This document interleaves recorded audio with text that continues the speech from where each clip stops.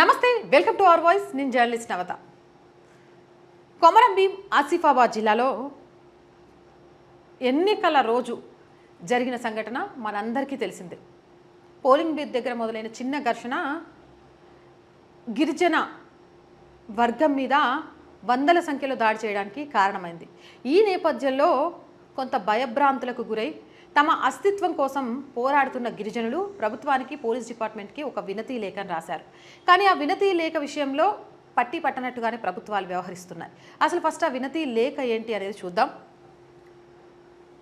18/5/2024 శనివారం రోజున సిర్పూర్ లిండాపూర్ జైనూర్లోని గోండ్వానా పంచాయతీరాజ్ సెంటర్లో ఆధ్వర్యంలో సిర్పూర్లోని మహాడారి రాయి సెంటర్ నందు ఆదివాసులం కింది తీర్మానాలు చేయడం జరిగింది. ఏజెన్సీ మండలంలో సిర్పూర్, జైనూర్, లింగాపూర్ మండలాల్లో 1/7 పైసా చట్టాలను ప్రభుత్వం అధికారులు పకడ్బందీగా అమలు చేయాలి.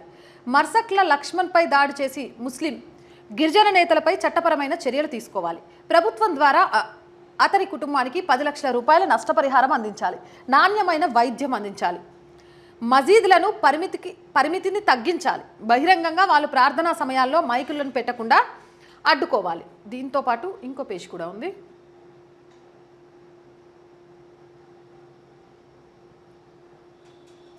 అక్రమార్జున వలస వచ్చిన గిరిజనేతర ముస్లింలను మైదాన ప్రాంతానికి పంపాలి. మా గ్రామాలతో ఐస్ క్రీమ్ ఇతర వ్యాపారాల కోసం వచ్చే ముస్లింలను గ్రామాల్లోకి రానివ్వద్దు. వారు ఎటువంటి వ్యాపారం చేసినా గ్రామాల్లో తీసుకోవద్దు. వలస వచ్చి అక్రమార్కుల భూములను ఆక్రమించిన భూములను ఐటీడీఏ కోర్టు ద్వారా తిరిగి అప్పగించాలి. కత్తులతో, కర్రలతో ఏజెన్సీ ప్రాంతం జైనూర్లో భయంకరమైన వాతావరణాన్ని సృష్టించి ఆదివాసీ యువకుడిపైన మార్చుకోల లక్ష్మణ్ పైన దాడి చేసిన దాడిలో పాల్గొన్న ముస్లింలపైన అట్రాసిటీ, హత్యానేరం కింద కేసును నమోదు చేయాలి. జైనూరులో ఉండి ఆదివాసులపైన దాడి చేసిన భయంకరమైన వాతావరణం సృష్టించిన ముస్లింలను ఈ ప్రాంతంలో జీవించే హక్కు లేదు. మైదాన ప్రాంతానికి పంపాలి. ప్రభుత్వాలే బాధ్యత వహించాలి. దీనికి నిరసనగా ప్రతి గ్రామాలలో జెండాలు ఎగరవేయాలి. ఏదైతే జరిగిందో దానికి సంబంధించి ఒకసారి మనం తెలుసుకుంటే, ఆదివాసీ అస్తిత్వం పైన, ఆదివాసీ యువకుడైన మార్చుకోల లక్ష్మణ్ పైన ఓ గిరిజనేతర వర్గం దాడి చేశారు. ఆదివాసీ సమాజం పైన దాడి జరిగిందంటూ దాడి చేసిన వెనక ఉండి దాడి చేయించిన వారు ఎంతటి వారైనా వారిపై ఎస్సీ ఎస్టీ అట్రాసిటీ చట్టం, హత్యానేరం కింద త్వరితగతిన కేసు పెట్టాలని కోరారు. ఇలాంటి ఘటనలు ఏజెన్సీలో మళ్ళీ పునరావృతం కాకుండా దీనికి నిరసనగా శనివారం కొమరంభీం జిల్లా సిర్పూర్ మండలంలో మహాంగాం గాండ్వాన్ పంచాయతీ రాయ్ సెంటర్స్ ఆధ్వర్యంలో ఆదివాసులు సిర్పూర్ యందు తీర్మానాలు చేసుకున్నారు. పోలీసులు ఉన్నతాధికారులకు ఆ తీర్మానాన్ని అందించారు. ఇచ్చిన తీర్మానాలపైన పోలీసు వారు నిశితంగా పరిశీలించి తగు చర్యలు తీసుకొని చర్చించాలి. కానీ ఇది జరగలేదు. ఆదివాసీ న్యాయ వ్యవస్థలో చర్చించిన అంశాలను, పలు డిమాండ్లను తీర్మానాల రూపంలో పోలీసు వారికి వ్రాసి ఇవ్వడం జరిగింది. అందులో జైనూర్ మార్కెట్ను మరికొన్ని రోజులు బంద్ చేయాలని తీర్మానంలో ఉంది. కానీ పోలీస్ శాఖ ఆదివాసీ డిమాండ్లను పక్కన పెట్టి జైనూర్ మార్కెట్ బంద్ చేయడం, మీరు బంద్ చేస్తే చర్యలు తీసుకుంటాం అని చెప్పింది. అంటే వాళ్ళు ఓపెన్ చేస్తాం, మా ఇష్టం, అడ్డుకున్నారంటే అరెస్ట్ చేస్తాం. దీని వెనక ఆంతర్యం ఏమనుకోవాలి? ఎంత ఘోరమైన దాడి జరిగిందంటే అబ్బాయి పరిస్థితి ఇంకా బాగాలేదు. చిన్న గొడవను 400-500 మంది కత్తులు, కటార్లు పట్టుకొని వచ్చి పిల్లల్ని ఇసిరేసుకుంటూ ఎంత దారుణంగా జరిగింది అనేది మన ఛానల్లో చాలా క్లియర్గా చూపించాం. అక్కడ పాయల్ శంకర్ ఎమ్మెల్యేతో కూడా మనం మాట్లాడించాం. అండ్ మనం ఇప్పుడు గిరిజనులకు సంబంధించిన నేత, లీడర్తో కూడా మాట్లాడదాం అసలు ఏం జరిగింది అనేది. వాళ్ళ డిమాండ్ ఏంటి? ఇంత నష్టం అయితే కనీసం వాళ్ళ మనోభావాలకైనా విలువ ఇవ్వాలి కదా. దాడి చేసిన వర్గానికి వెనక వేసుకురావడం ఎంతవరకు సమంజసం? ఆంతర్యం ఏంటి? ఆదివాసుల పక్షాన నిలబట్టం లేదు అనేది స్పష్టంగా కనిపిస్తోంది. ఆదివాసులు దీన్ని ప్రశ్నిస్తున్నారు. మాట్లాడే భావ ప్రకటన స్వేచ్ఛను కూడా మాట్లాడకుండా చేస్తున్నారు. భారత రాజ్యాంగం అందించిన షెడ్యూల్ ఏరియాలో ఆదివాసులకు అనేక చట్టాలున్నాయి. కానీ మా చట్టాలను సైతం గౌరవించకుండా మా ప్రాంతంపైనే దాడి జరిగిందని, దీనికి నిరసనగా మార్కెట్ బంద్ చేయాలని చెప్పినా పోలీసు వారు బంద్ చేయడం లేదని చెప్తున్నారు. మరో వర్గానికి ఏకపక్షంగా పోలీసులు వ్యవహరిస్తున్నారని గూడెం గుజెం గ్రామాల్లో చర్చ జరుగుతోంది. మరియు పోలీసు వ్యవస్థకు పీస్ యాక్ట్ 1/70 పట్ల అవగాహన ఉండి ఇలా కావాలని చేస్తున్నారా, తెలియక చేస్తున్నారా అనే సందేహం కూడా ఉంది అంటున్నారు. మా హక్కులు చట్టాలకు లోబడి చట్టాలను గౌరవిస్తూ ఈ ప్రాంతాల్లో పోలీస్ వ్యవస్థ పనిచేయాలి. కానీ ఇలా జరగడం లేదు. అధికారులే నిర్వీర్యం చేస్తే ఇతర వర్గాల ప్రజలు నిర్వీర్యం చేసుకోరా? దీనికి సమాధానం చెప్పవలసిన అవసరం ప్రభుత్వాలకు, అధికారులకు ఉంది అంటున్నారు. ఏజెన్సీ ప్రాంత హక్కులను, చట్టాలను భంగం కలిగించడమే కాకుండా ఏజెన్సీల్లో అక్రమ వ్యాపారాలు చేస్తూ ఆదివాసీ జాతి అస్తిత్వం దాడి చేయడం రాజ్యాంగ విరుద్ధం అంటున్నారు.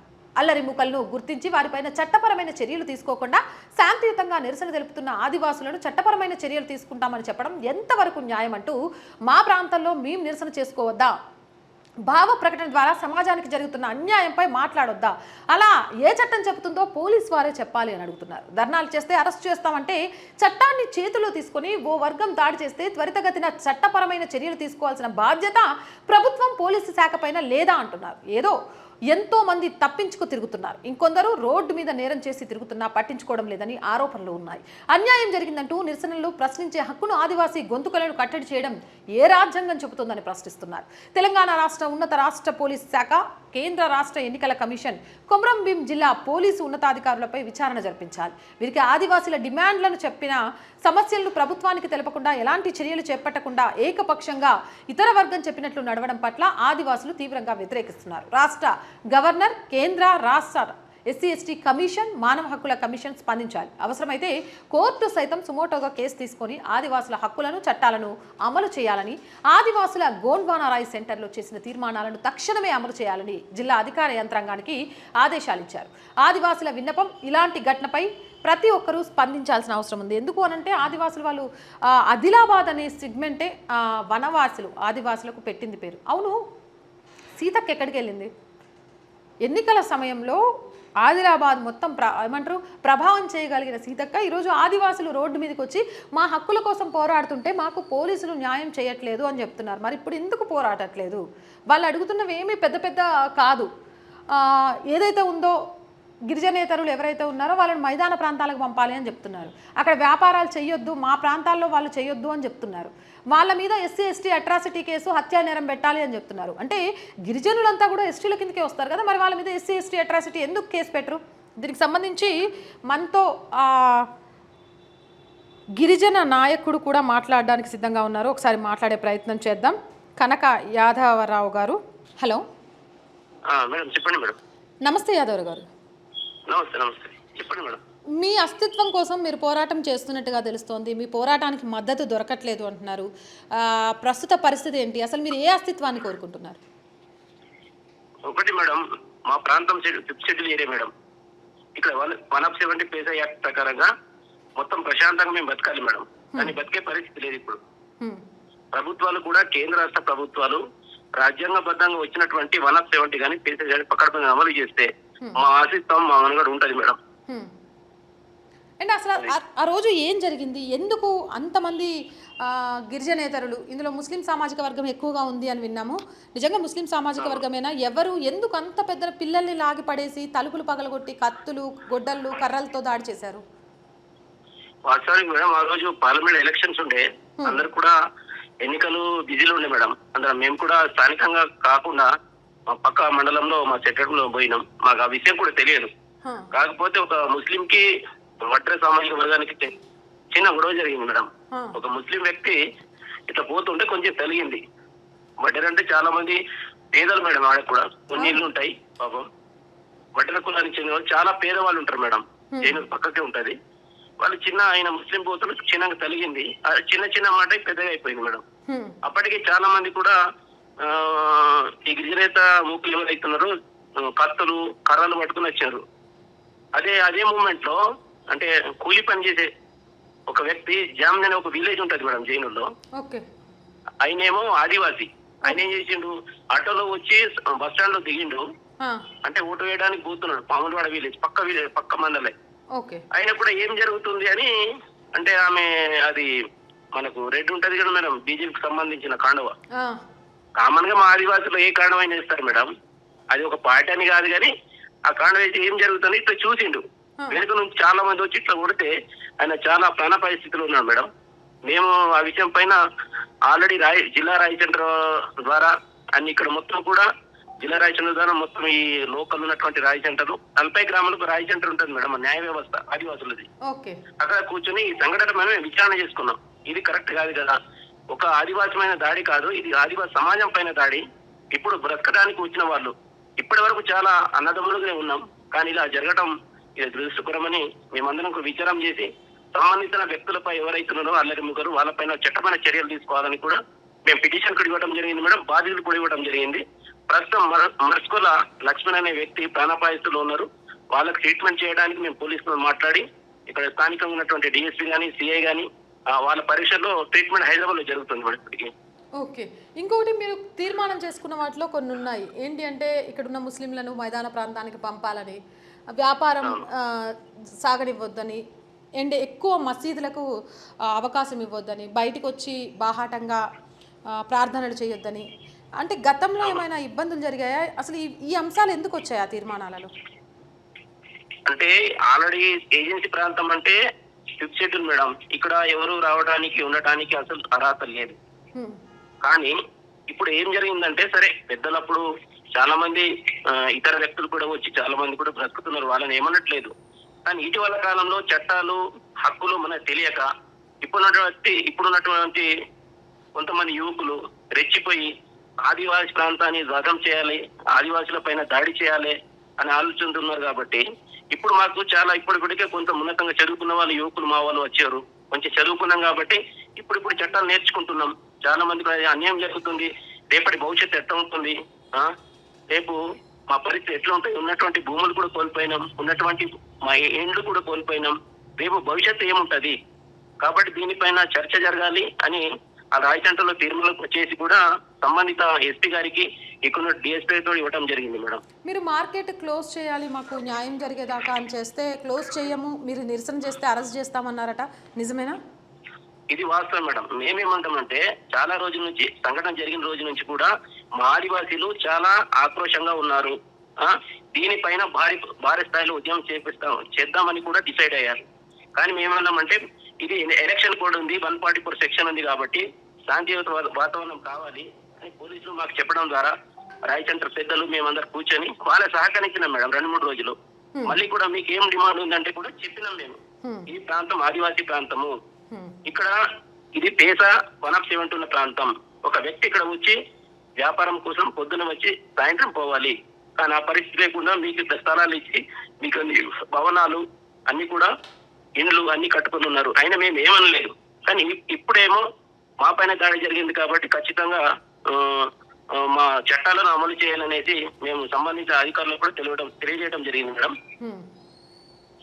అది రైట్. దీని మీద పోలీసులు ప్రభుత్వాలు మీకు ఏ విధమైన సహకారాలు అందిస్తున్నాయి? తప్పకుండా మేడం. ఒకవేళ ప్రభుత్వం స్పందించకపోతే పోలీసు కూడా అయితే నిర్లక్ష్యంగా వహిస్తే తప్పకుండా రాయచంట సంబంధించినటువంటి ఆల్రెడీ చర్చలు జరుగుతున్నాయి, భవిష్యత్తులో కూడా చర్చలు జరుగుతాయి మేడం. ఎందుకంటే మా ఒక ఆదివాసీ మీద దాడి కాదు, ఇది కేవలం మా యావత్తు ఆదివాసీని దాడిగా భావిస్తున్నాం. ఎందుకంటే దీని కార్యాచరణ ఏంటంటే ఇప్పుడు ఎన్నికల కోడ్ ఉంది, దేశ చట్టం 107 ప్రకారంగా మాకున్నటువంటి హక్కుల చట్టాలు ఖచ్చితంగా ఈ ప్రభుత్వాలు కేంద్ర రాష్ట్ర ఖచ్చితంగా అమలు చేయాలి. ఒకవేళ చేయకపోతే మాత్రం ఖచ్చితంగా మరో ఉద్యమానికి కుమరం భీం ఎట్లయితే భూమి నీరు అడుగు కోసం పోరాటం చేసిండు మేడం, అదే తరహాలో మరో పోరాటానికి సిద్ధమవుతాం. ఇప్పుడు దాడిలో ఉన్న బాగా దెబ్బలు తగిలిన వ్యక్తి ప్రస్తుతం పరిస్థితి ఎలా ఉంది? స్టేబుల్ అయిందా ప్రాణం అంతా? ప్రస్తుతం మేము ఆల్రెడీ పోలీస్ వాళ్ళతో కూడా మాట్లాడుతున్నాం మేడం. ప్రస్తుతం ఆయన వాళ్ళ కుటుంబీకులతో మాట్లాడుతాం. ఆయన అంతా కొంచెం కోలుకున్నట్టు తెలిసింది మేడం. నాకు కూడా ఫోన్ చేసిండ్రు వాళ్ళ కుటుంబీకులు కూడా, కొంచెం పర్వాలేదు అంటున్నారు మేడం. రైట్, థ్యాంక్ యూ అండి. Thank you madam, thank you. మొత్తానికి చూస్తున్నాం, వాళ్ళు ఏమీ పెద్ద పెద్ద కోరికలు కాదు, వాళ్ళ అస్తిత్వం కోసం పోరాటం చేస్తున్నారు. అందరం కలిసికట్టుగా ఉంటే ఎలాంటి ప్రాబ్లం లేదు. కానీ ఆదివాసీ ప్రాంతంలోకి వచ్చి ఆదివాసుల మీదనే పెత్తనం చేయాలని, ఇక్కడ వాళ్ళ అస్తిత్వం కోసం మా మీద జరుగుతున్న దాడులను ఖండిస్తున్నాం. దీని మీద ప్రభుత్వం స్పందించాల్సిన అవసరం ఉంది. ఎందుకు ప్రభుత్వాలు దీని మీద పట్టించుకోవట్లేదు? ఇప్పుడు ఎలక్షన్ కోడ్ ఉంది కాబట్టి చాలా సంయమనంగా ముందుకెళ్తున్నాం. మా మీదే మమ్మల్నే బెదిరిస్తున్నారు తప్ప తప్పు చేసిన వాళ్ళ మీద ఎలాంటి యాక్షన్స్ తీసుకోవట్లేదు. ఎస్సీ ఎస్టీ అట్రాసిటీ కేసు పెట్టాలన్నా, హత్య కేసు పెట్టాలన్నా పెట్టట్లేదు. ఆ విధంగా అడుగులు ముందుకు వేయకుంటే మళ్ళీ ఒక కొమరం భీం ఉద్యమాన్ని చూస్తారు అని చెప్తున్నారు. ఉద్యమాల గడ్డ ఈ తెలంగాణ. ఏదేమైనా వనవాసి ఆదివాసులకు ఇలాంటి సంఘటన జరగడము అనేది కొంత బాధాకరం. ఇలాంటి విషయాల్లో ప్రభుత్వాలు, పోలీసులు ఖచ్చితంగా కూడా వనవాసి ఆదివాసుల వైపే ఉండాలి. ఎందుకు అనంటే దేశాలు, రాష్ట్రాలు ఎంతో అభివృద్ధి చెందుతున్న కొండ ప్రాంతాలు, అడవి ప్రాంతాలని నమ్ముకొని బ్రతుకుతున్న అడవి బిడ్డలు సంస్కృతిని కాపాడుకోవడంలో ప్రాణాలను పనంగా పెట్టడంలో కూడా ఈ బిడ్డలు ముందుంటారు. మిగిలిన అన్ని చోట్ల వేరే లెక్క ఉంటుంది. గిరిజన బిడ్డల సంస్కృతి సాంప్రదాయం వేరే లెక్క ఉంటుంది.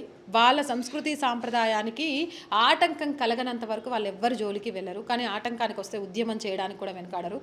నిజంగా వాళ్ళు చెప్పింది వింటుంటే బాధ అనిపిస్తోంది. ప్రభుత్వం ఇకనైనా స్పందించి, పోలీసు ఉన్నతాధికారులు ఇకనైనా స్పందించి వాళ్ళకి సరైన న్యాయం చేయాలి అని మనం కూడా మనస్ఫూర్తిగా కోరుకుందాం. ఇలాంటి వాస్తవాలను ప్రభుత్వానికి అందించే వారధిలాగా ఎప్పుడూ our voice సిద్ధంగా ఉంటుందని తెలియజేస్తున్నాం. Stay with us and subscribe our channel, support our channel. జై భారత్.